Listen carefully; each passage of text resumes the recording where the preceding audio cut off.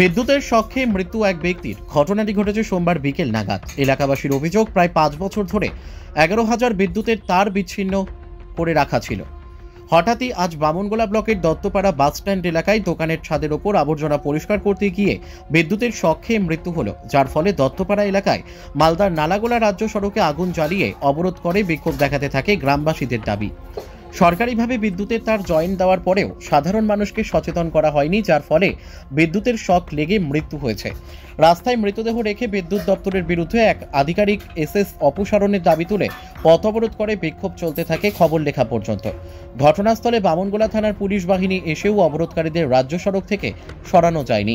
এলাকা সূত্রে জানা গিয়েছে, মৃত ব্যক্তির নাম মাসুদুল মণ্ডল, বয়স 42 বছর, পেশায় সাইকেল মেকানিক। দত্তপাড়া বাসস্ট্যান্ড এলাকায় একটি সাইকেলের দোকান ছিল। সেই দোকানের ছাদ পরিষ্কার করতে গিয়ে শক লেগে মৃত্যু হয়।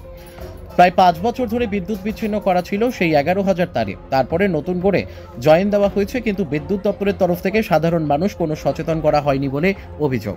মালদা থেকে বিশ্বজিৎ মণ্ডলের রিপোর্ট, এস নিউজ বাংলা। আমার কাকু হয় মাসুদুল মণ্ডল, উনি একজন সাইকেল মেকার। সে সাইকেল রিপেয়ারিং করেই সংসার চালায়। তার 2 সন্তান আছে, 2 ছেলে আছে। এবার আমরা সবাই জানি যে অকেজো লাইন, ওটাতে কোনো পাবলিকের বাড়িতে সার্ভিস নেই।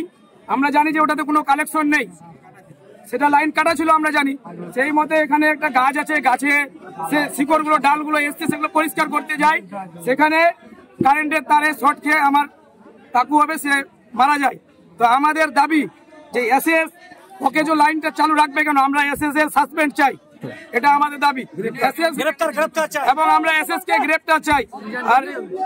আর এসএস না আসা অবধি আমাদের এখানে আন্দোলন চলবে, এই বিক্ষোভ আন্দোলন চলবে। তোমার নাম কি?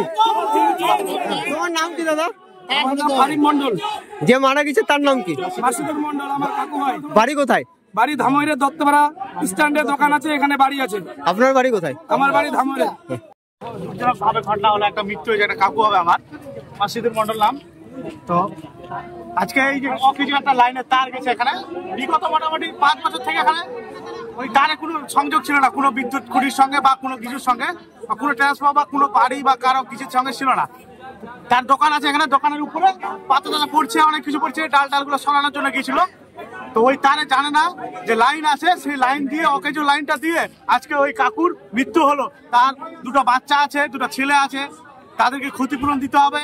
আর বিডিও আসবে এখানে, তারপর তোমার এসএস কে তার ক্ষতিপূরণ দিতে হবে। এসএস এর জন্য এই ঘটনাটা হয়েছে আজকে।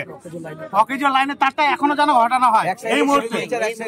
হ্যাঁ, এক সাইড থেকে খোলা আছে, আমরা সবাই জানি। পাবলিক এখনো দেখতে পারবে, তুমি গেলেও দেখতে পারবে, সবাই গেলে দেখতে পারবে, সবাই দেখতে পারবে। কি চাইছো তোমরা এখন? আমরা চাই যে আমাদের দাবি হচ্ছে যে এই অনশন চলবে যতক্ষণ অবধি এসএস আসবে না এখানে, এসএস ক্ষতিপূরণ দিবে না। এই একটা তরতাজা জীবন নিয়ে নিল আজকে। এসএস এর অ্যারেস্ট চাই আমাদের, এসএস এর অ্যারেস্ট চাই। তারটা সঙ্গে এখনই সরাতে হবে তারটা, এই তারের জন্য আরো লোকের ক্ষতি হতে পারে। আপনার নাম ও পরিচয় দেন। আমার নাম মাতিন শেখ। বাড়ি কোথায়? বাড়ি এখানেই, নয়াপাড়া।